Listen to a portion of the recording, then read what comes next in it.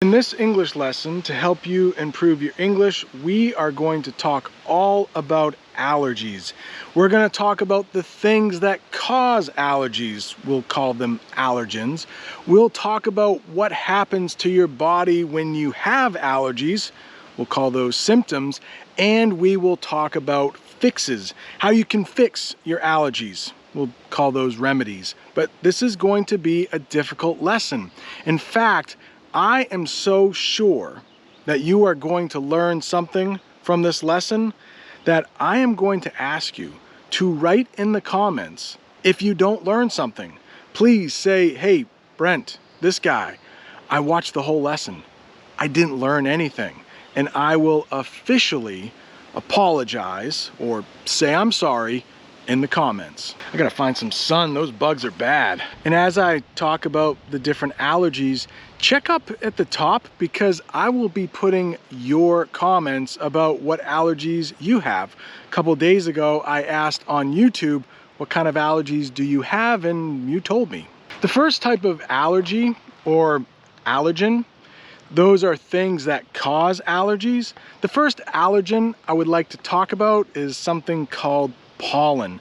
And in the springtime, it can get really bad. So bad that sometimes you will see clumps of pollen floating in the air.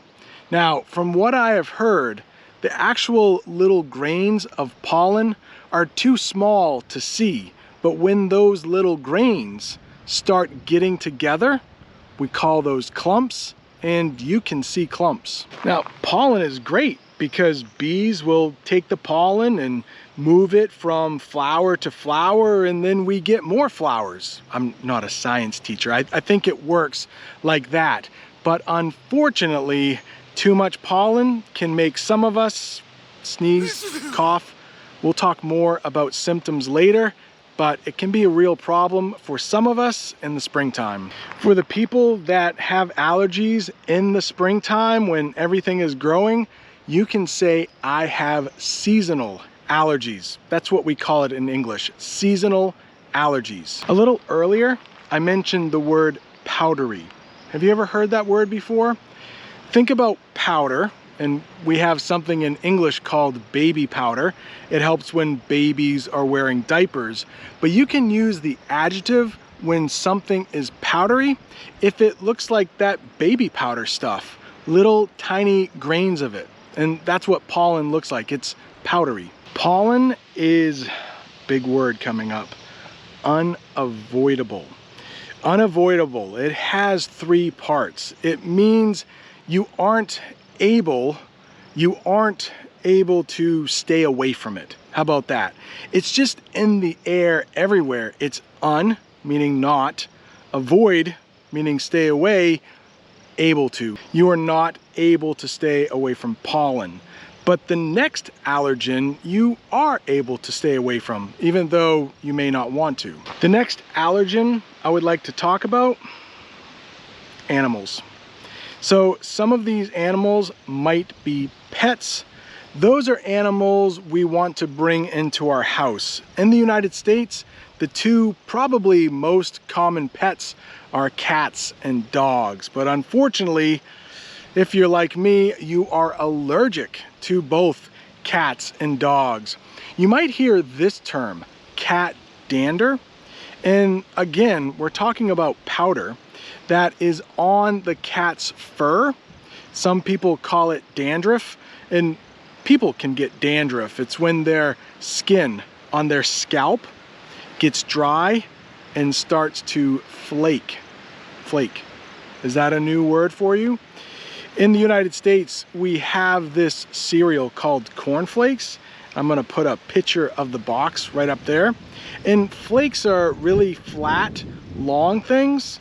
Cornflakes are flakes. Well, cats also have flakes on their body, very small, but sometimes they clump together and you can see them.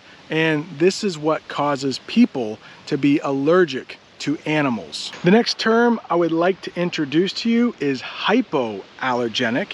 And sometimes dogs can be hypoallergenic. If a dog is hypoallergenic, It should make it so people who are allergic to dogs normally can be around hypoallergenic dogs. Poodles are very commonly called hypoallergenic dogs. Big words, right? Hypoallergenic, unavoidable.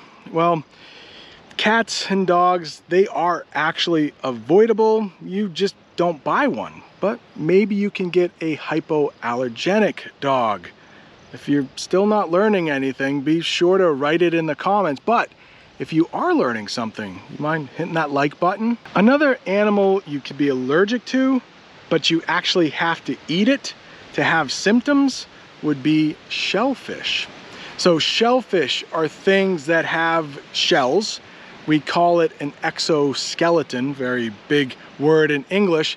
And these are animals that live in the ocean, and they might be called crabs or lobsters.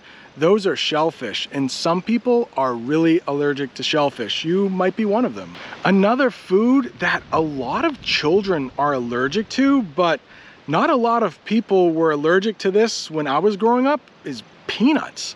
I teach school, you may know that, and in a lot of schools we will have peanut-free buses. That means if someone on that bus is allergic, the rest of the kids, the bus driver, nobody will bring peanuts onto that bus. At school, we might have peanut-free lunch tables in the cafeteria. So if you have a friend that is allergic to peanuts, you sit at that table, you can't bring any peanuts or peanut butter to school. What's going on? Like I said, when I was younger and in school, nobody was allergic to peanuts, or maybe a couple kids. But now it seems like so many kids are allergic to peanuts. What's going on? Do you know? The next allergen I want to talk about, this is scary. They can all be scary. The peanuts, the shellfish, I mean, people could die. But one that is really scary to me is bee stings. Now, thankfully, I am not allergic to bee stings, but as a teacher, every year I will have a couple kids who are allergic to bees, and we will often go outside for recess, and I need to know that they have an Epipen. Epipen. That might be a new term for you. It's basically, I'll probably put up a picture. They're very easy to use, but it will give them a shot if they are stung by a bee and they are allergic, and it could save their life. Because a lot of times what happens when people are allergic to bees and they get stung, that's the past tense of sting, if they get stung, their throat could close up, to use a phrasal verb, and that means it starts swelling or getting bigger, and it might cut off the air supply.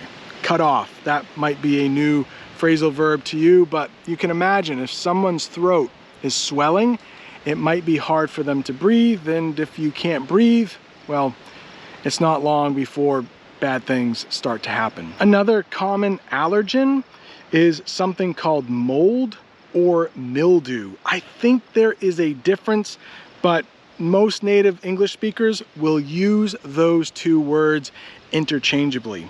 Think about a house, and maybe it gets wet, and the weather is humid, meaning both hot and wet. Well, mildew or mold could set in. Another maybe new English phrasal verb for you. But once mold starts setting in, you might see it growing on the walls. It might be green, and it could cause a lot of people to get sick. You definitely don't want mold or mildew in your house. I mentioned the air might be humid. In the summer, my house, we have to run something called a dehumidifier, which takes water out of the air and makes things less humid. Dehumidifier.